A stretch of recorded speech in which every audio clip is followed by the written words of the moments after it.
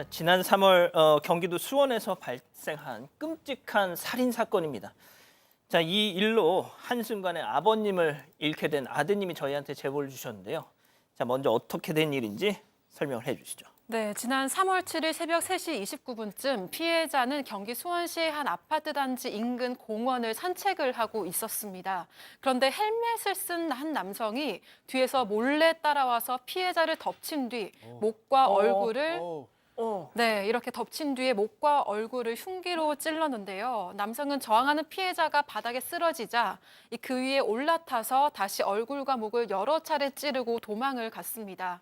새벽 시간 인적이 드문 도로에 쓰러진 피해자는 심정지 상태로 인근 대학병원에 옮겨졌지만 끝내 사망했습니다. 이 사인은 안면 및 목의 다발성 자상으로 인한 대량 출혈이었습니다.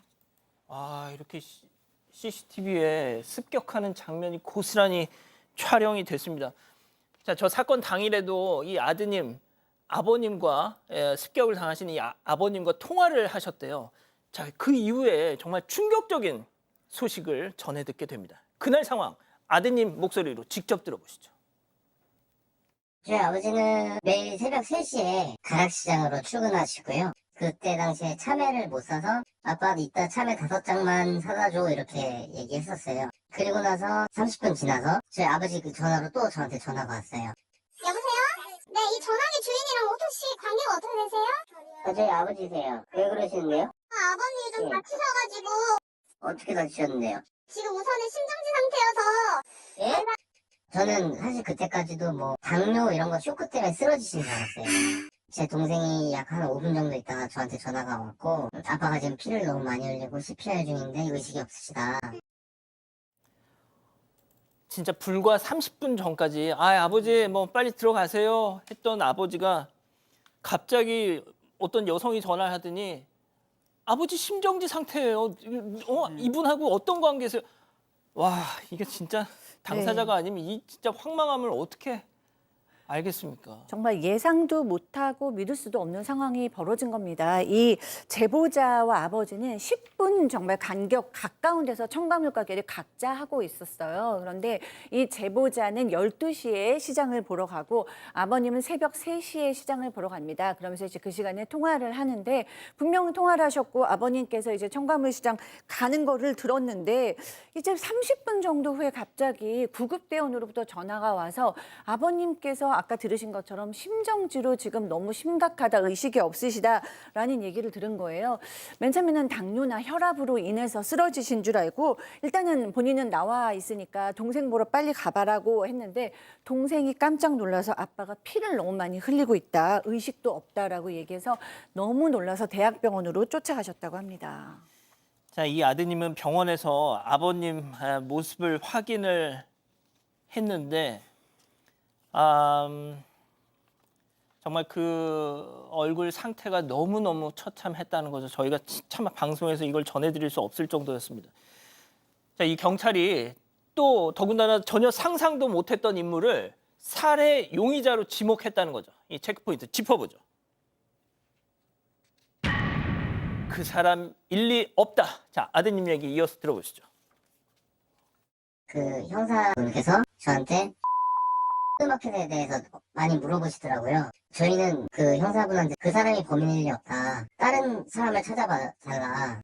저희는 절대 그 사람이 범인일 수가 없다고 생각했거든요. 왜냐면 저희 아버지께서 뭔가 평소에 뭐 갈등이 있으시거나 아니면 뭐 싸우기를 하셨다거나 그 사람 때문에 기분이 나쁘시다거나 그런 경우가 있으면 분명히 저한테 이야기를 하셨을 거예요. 전혀 못 들었어요. 근데 그 형사님께서 계속 집요하게 이 사람만 물어보시더라고요. 제 아버지 휴대폰에 검색을 해봐라 했더니 했는데 아무것도 없어요. 전화 기록도 없고 메시지도 없고 저장된 것도 없고 아무것도 없어요. 자, 이 아버지를 끔찍하게 살해한 범인 인근에서 똑같은 이 첨가물 가게를 운영하던 사장이었다. 네, 그렇습니다. 제보자분이 일단 믿어지지 않는 상황에서 병원에 갔었을 때 아버지의 모습을 보고 너무 처참했기 때문에 이건 사건이다라고 생각을 할 수밖에 없었고 경찰로부터는 이제 범인을 수색 중이다는 얘기를 들었습니다. 그런데 경찰이 그 아버지 가게에서 한 40m 정도밖에 떨어지지 않은 똑같은 첨가물 가게에 40대 중국인 남성이 운영을 하고 있는 그 가게 사장을 용의자로 물어봤더랍니다. 그런데 이 제보자분들도 그렇고 동생분들도 그렇고 그럴 리가 없다라고 생각을 했던 게 이 아버님하고 평소에 이 사장 40대 사장하고 뭐 사이가 안 좋다거나 뭐 싸웠다거나 뭐 나쁜 얘기를 한 번도 들은 적이 없다라는 거예요. 저렇게 매일처럼 통화를 하는데 그래도 경찰은 계속해서 물어보면서 이제 휴대전화 기록을 한번 살펴보라고 하니까 휴대전화에도 그 남성과 뭐 통화한 적도 없고 메시지도 남겨져 있는 게 없었다라고 합니다. 하지만 이 사건 발생 후 3시간 만에 새벽 6시 정도에서 30분 정도에 범인이 검거됐다는 소식을 경찰로부터 들었는데 지목했던 그자 인근 첨가물 가게의 그 40대 중국인 남성이 맞았습니다. 진짜 저희가 이제 참 공교롭습니다. 이게 지난 3월 사건인데 아버지가 운영하는 첨가물 가게에서 인근에서 똑같은 첨가물 가게를 운영하던 40대 중국인 사장. 그렇죠. 중국인 사장.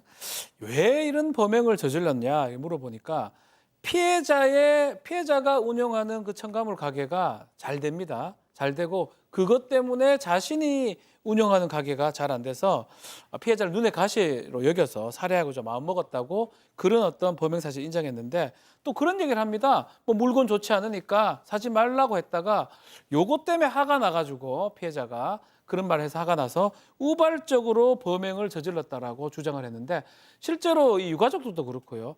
그 첨가물의 그 가게에 근무했던 직원들도 그렇고 그런 말들을 했던 건 들은 바가 없다라고 하는 그런 상황입니다. 또 우발적으로 얘기를 하긴 하지만 실제로 그 살해한 날은 3월 7일인데요. 일주일 전인 2월 28일에 이 살인했던 이 사람이 평소 친하게 지내던 인근 가게 사장한테 내가 누구를 좀 죽여줘야겠다라고 말을 했다라고 합니다. 그런 내용이 있습니다. 그래서 미리 범행을 계획한 것이라고 주장을 하고 있습니다. 자, 지금 보시는 영상은 그 중국인 피의자, 살인 피의자 검거 장면입니다. 자, 이자의 주장은 이겁니다, 양 변호사님. 같은 상권에서 같은 경쟁 업체 이 사장인 이 고인이 우리 가게를 험담했다. 그래서 우발적으로 욱하는 심정에 살해했다. 뭐 이런 주장이에요. 일단 뭐 사람을 죽일 만한 동기가 될 수 없지 않습니까? 그런데 우발적 주장을 한다라고 하는데 경찰 조사에서는 실제로 뭐라고 그랬냐면 한 달 전부터 이 피해자의 출퇴근 동선이랑 시간을 파악했다. 그건 우발적이라고 볼 수가 없는 상황이지 않습니까? 아무튼 이런 상황에서 지난 8일에 첫 번째 재판이 열렸는데 이 피고인 이 대형로펌 변호사 2명을 선임을 했다라고 합니다. 그 자리에서 이 범행 자체는 인정을 하고 판사 앞에서 눈물까지 흘리고 반성문도 제출했다 합니다. 그런데 범행을 인정했다는 건 살인 자체에 대해서는 인정을 하지만 문제의 우발적 범행인지 여부에 대해서는 이거는 변호사를 통해서 양형을 다툴 여지가 있어서 다음 재판에서 답변하겠다라고 미룬 상황이라고 합니다. 하지만 이게 계획범으로밖에 볼 수가 없는 게 말씀드린 것처럼 어디 사는지 외출 시간은 언제인지 다 파악을 했다. 자, 지금 사건 당시 영상을 보세요. 저 보세요. 쫓아가잖아요. 쫓아가는데 헬멧을 쓰고 있습니다. 그러니까요. 그리고 저게 오토바이 헬멧인데 오토바이 번호판도 가린 상황이었고요.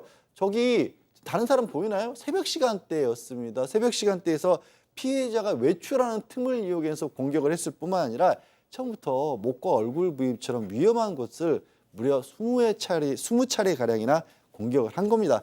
이건 뭐 계획적 범행이라고밖에 볼 수가 없죠. 피해자가 가락시장에 이제 그 물건을 떼러 가는 그 새벽 시간을 미리 파악을 해놓고 헬멧을 쓰고 오토바이 번호판 가리고 저 짓을 한 겁니다. 이게 우발적이다. 말도 안 되는 얘기죠.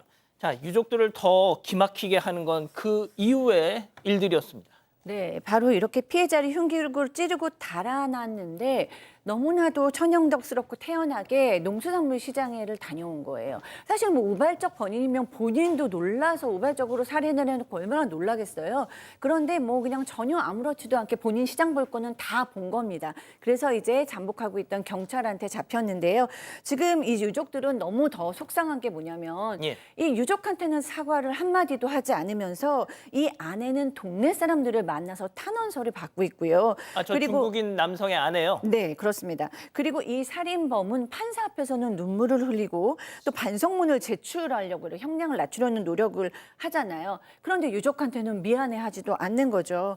이 제보자께서는 아버지를 생각하면 너무 이제 눈물이 나시는 겁니다. 왜냐면 너무 다정하신 분이었고 이렇게 시장을 보고 나서 또 같이 빵과 우유를 드셨다는 거예요. 그리고 너무 기가 막힌 건 이 제보자께서 매일 아침 그 아버지가 살해당한 곳에 화물차를 주차하고 들어오실 수밖에 없다고 합니다.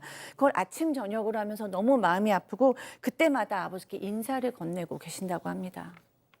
일을 하기 위해서는 아버지가 살해당한 그 장소에 제 트럭을 댈 수밖에 없습니다. 그래서 매일 새벽마다 그리고 매일 저녁 그 장소를 지나치면서 아버지한테 인사를 건넨다라고 이 아드님이 저희한테 말씀을 주셨네요. 예, 근데 저 살인범의 가족은 지금 탄원서를 받고 있다.